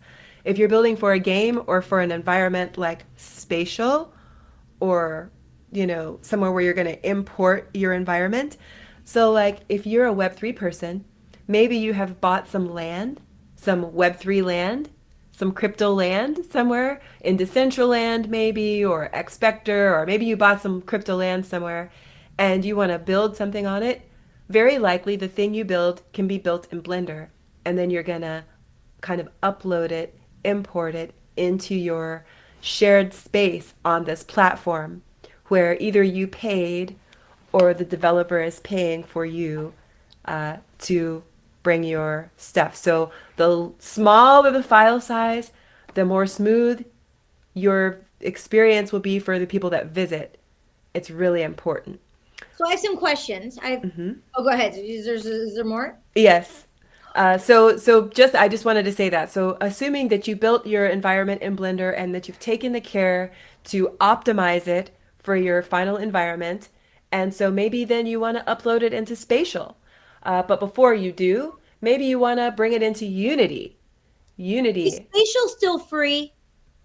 Yes, it is, but there are a lot of there's a lot of features, Okay, available so on basic on is Spatial. free and then you pay for features. Yeah, like premium stuff, like if you want to have like multiple hosts and certain kinds of controls, it's definitely worth it if you're going to be hosting.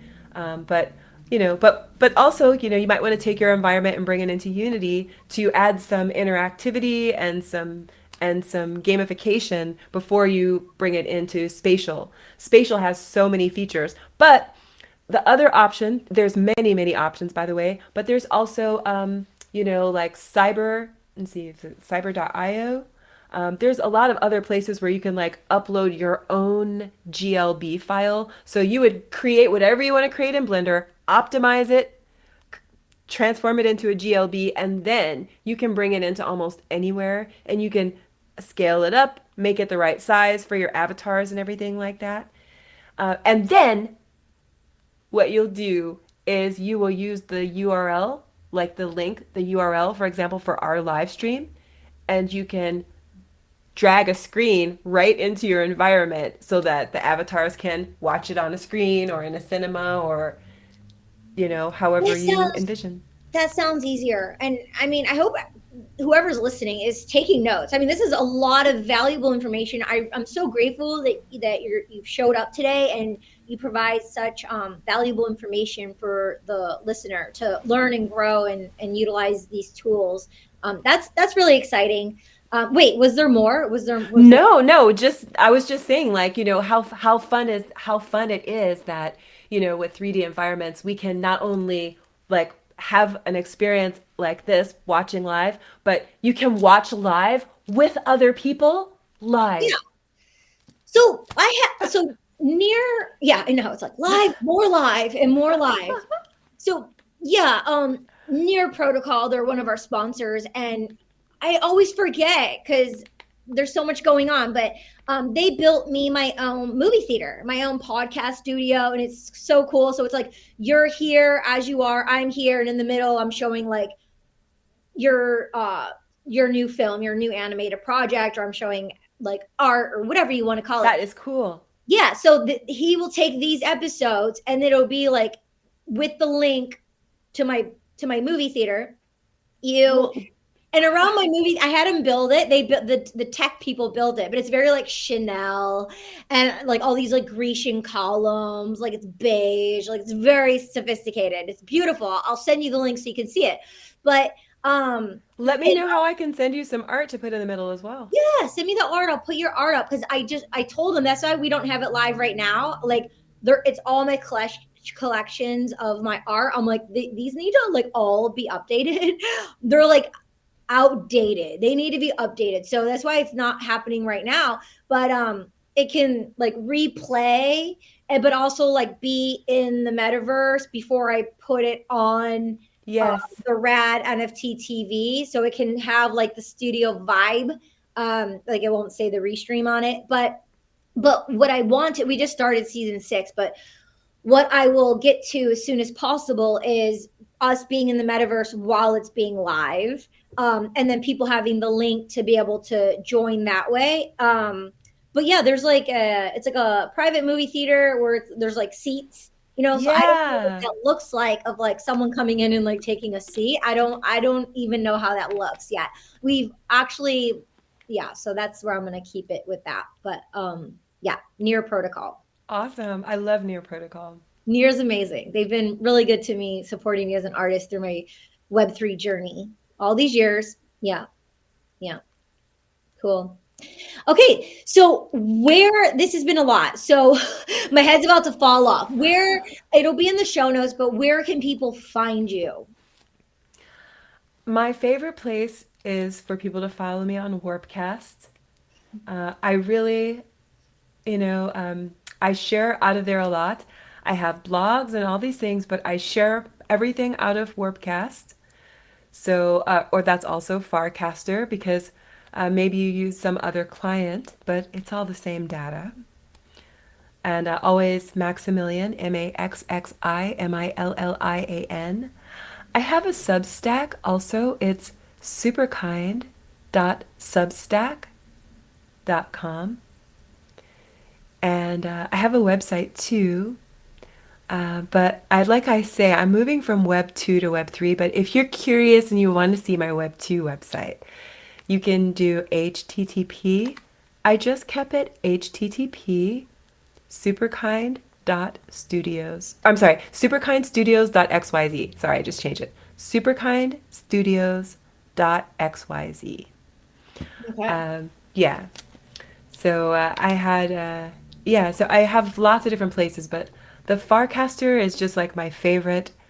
It's where I share like the best information.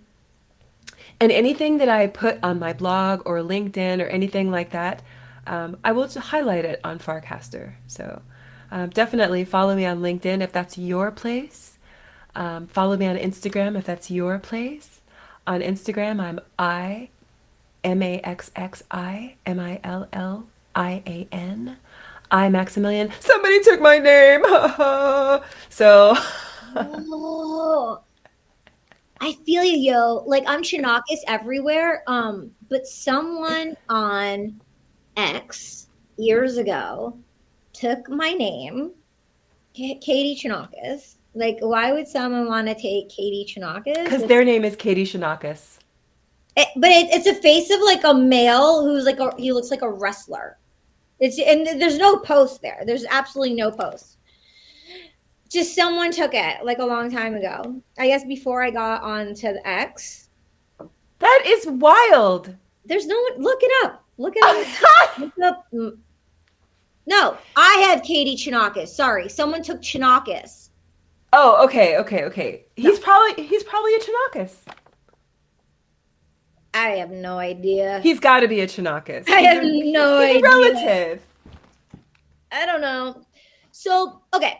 So, wow, this has been great. It's been such a pleasure for you to open up and share everything. And like you said earlier about like how you go live with your team like every other, time. Yes. The flip to that is by showing up and being live and vulnerable, it's like, okay, someone may try to take your idea to a certain extent, but it'll never be the way that you and your team that you're gonna do it, because no one knows your vision. So they can try to take all they want, but that falls short. It only goes so far. I mean, someone can take an idea because it won't be the way you're gonna direct something or the way I'm gonna make something, because like no one has the chemistry of you and your team.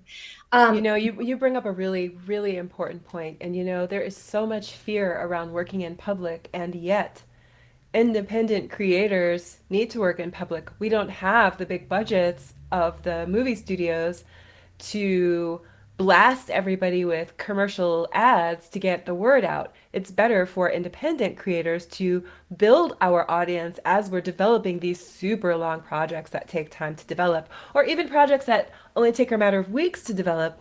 Better for you to share a little bit of your progress each day so you can gain the attention and the organic following of people who are interested in maybe the colors that you're using or the fact that you're working with yarn, right? But there's a lot of complexity to this. One of these things, as a creator, some of us feel like we're not good enough. And, a lot of creators, even a finished product that they've made as well as they can, they don't feel confident enough to show. So creators damn sure don't want to show something that's a work in progress. Get out of here. Well, I have learned, I was like that, but I've learned it's the best marketing. So, for example, Dr. Marcus Collins, genius, marketing genius, great person, teaches at the University of Michigan marketing. And he has a book called For the Culture. You can get it on audio, read it. It's called For the Culture. And I was able to, he's a contributor for Forbes.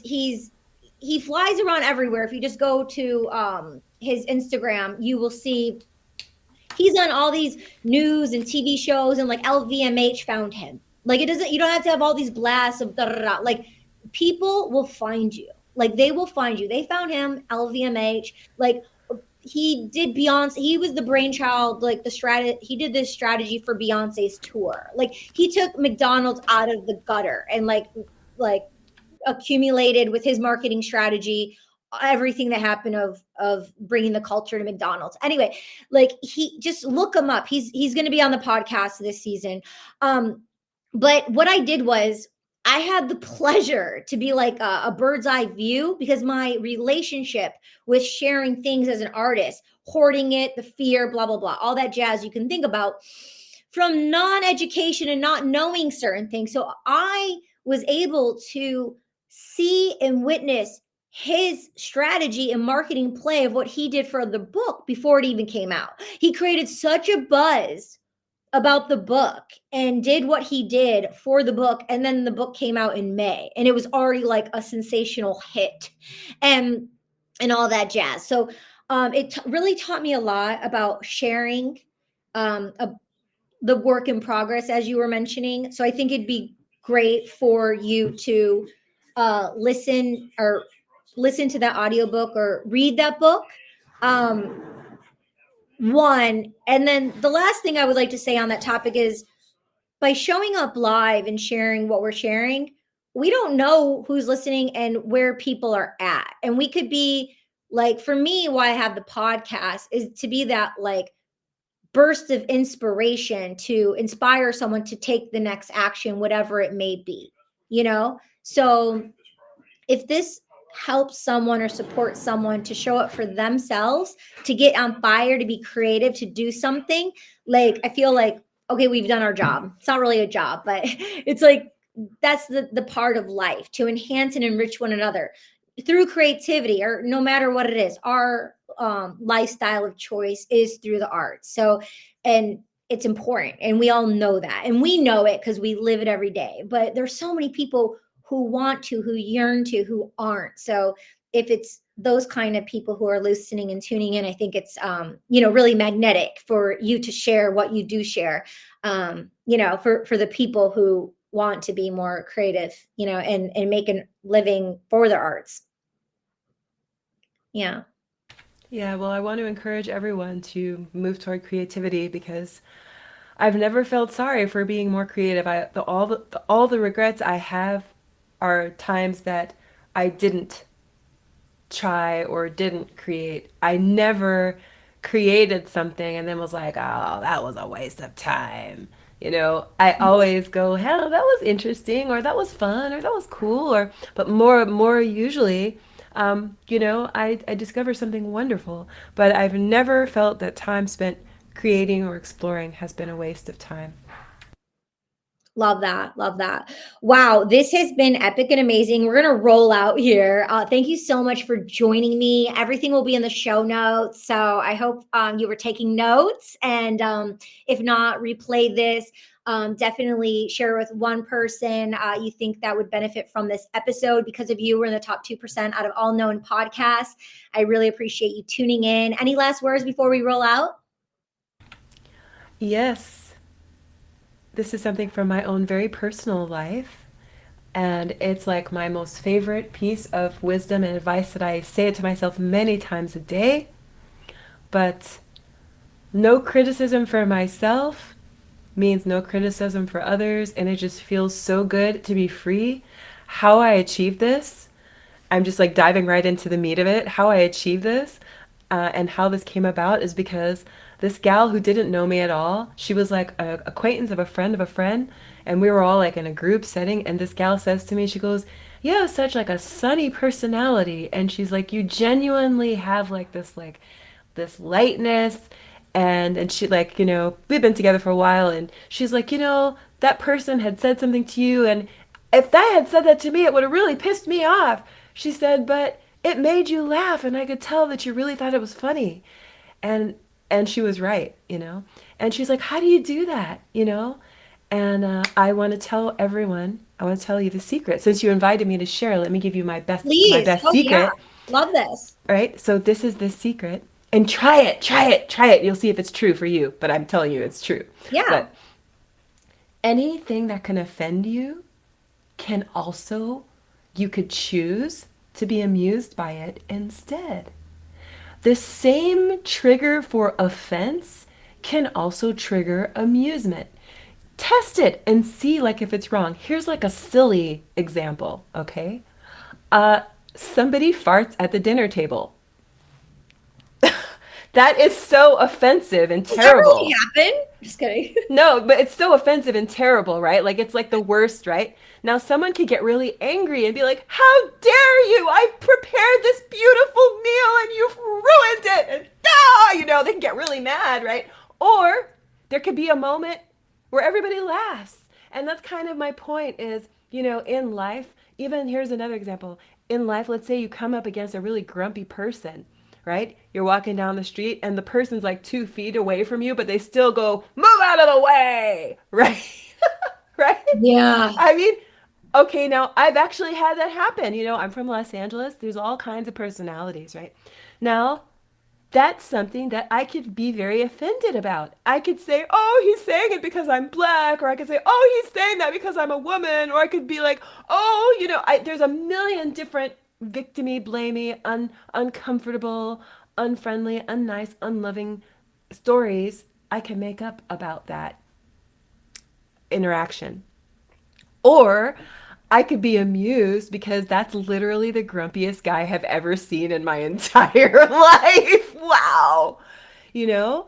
So I'm Yeah. saying, right? So like that's something that I realize like every source of irritation can also be a source of amusement.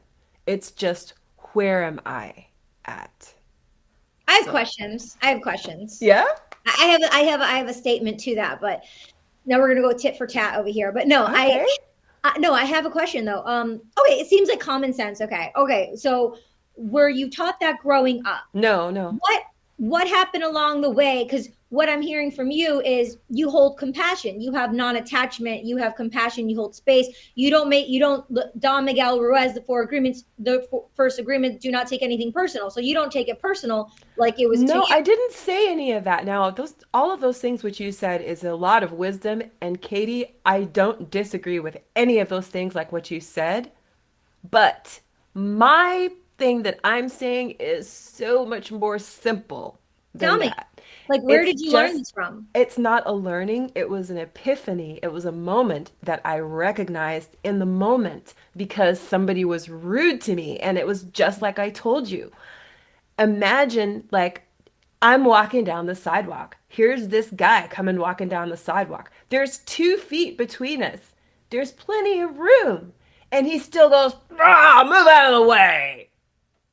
And I mean, like, I could have gotten scared. I could have been offended. I could have gotten mad. I could have said, oh, I could have gone a million different ways. But my genuine response was laughter because I was like, that guy is super grumpy. Wow. Yeah. Like and that's what I'm saying. It's like it's always a choice how we respond to something. Yeah. And 1000. and I just want to be like super specific. I can't say it applies on everything except for these two nuances are swappable. Anything that can offend or irritate, you could also laugh at it. Just try it. Next time something irritates you, go, could this be funny? I bet you'll be like, oh my God, Yeah. actually? you know? Like, Yeah. okay, like last time I was driving down Camden, it was a little crowded, and this guy was in like this old beat up work truck. It did the whole scene. It was just like a cartoon of Beverly Hills. It was like a cartoon because all the cars, they were all like this. You think they can't even get out. There was just a jam pack. And then the light turned green. Obviously, no one can go anywhere because these people are trying to turn into a parking lot. They're backing up the whole street. This guy, he's obviously a work guy. He's got like paint buckets and stuff hanging on his truck. And he's honking and honking and honking. And I swear I'm not making this up. He literally stuck his fist out the window and went, go! Let's go! And I was like, oh my God, this. And it was hilarious. Now, okay, this guy was having road rage. Now, okay, I didn't go and point at him and laugh in his face. Now I'm provoking him, okay? But I did Right. laugh because it was just like, wow, it's so possible just to observe something without making it a story. And now, what you talked about, not making it personal, this is even more basic than not personalizing. I'm not even going to make a story about the guy and his problem. I'm just observing it like art. You know what I'm saying? I love it. So I'm going to share a short story since we went there. Completely different. This was very quiet and personal in my own home. So in LA in 2016, I got a new house. It was like 1950s bungalow style with like a 3-car parking garage, like all cement, with my voiceover booth, a backyard with like palm trees, like no one was around me. It was in a residential neighborhood and so great for voiceovers. Like it's a walk-in closet. Behind me is, my bathroom and then my own backyard and then all this cement for this garage, right? And but behind the cement of, where the cars were, was another house, and they had a dog, right? It wasn't like a yappy dog, but it once in a while barked. So like when I'm in my home, it's sunny, it's bright, it's quiet. I'm in there. I'm living in it. Now I'm living in my home, and I'm just having some moments, just like living in my home, just listening to the sound of silence, listening to the sound of silence in appreciation of my new quiet home, because I need to have things very quiet, right? So I can think straight. So this is this is this was a very pivotal moment, and it's happened different times, but this was a specific time where it was kind of new for me. So from like a neuroscience background, right? You have you can fire wire your neurotransmitters, your synapses, you know, and then so what happened in that moment was a choice. Instead of reacting to respond, as you mentioned, responding, in that moment, when I heard the dog, and the first initial thing that came up, like this rush that came from down up, I stopped myself and remember to develop a neurological, pleasantful relationship with the dog sound. Because if I would have chosen the other one, I would have been angry and upset. But instead, in that moment, I thought, I'm protected. This is God's grace. This is nature. This is an animal. I have life around me. So I developed that relationship. So every time I heard that dog, I probably only heard it half the time because I had a pleasantry that I associated with that initial experience, that intuitive hit when it hit my central nervous system for the first time. And I did my voiceovers no problem. There wasn't one stop time that I had to stop doing my voiceovers for like the dog to stop barking. It never happened. It never interfered, and it was quite pleasantful. And when it did happen, I appreciated having nature and animals around me. So I just wanted to share that story because I thought that was really pivotal and Yes, important. yes, that's right. That's exactly what I'm talking about. I love that. And I love your story. That's exactly the way that I think, just like what you said, Katie. That's so beautiful. Yeah, and I went on living in that home, you know.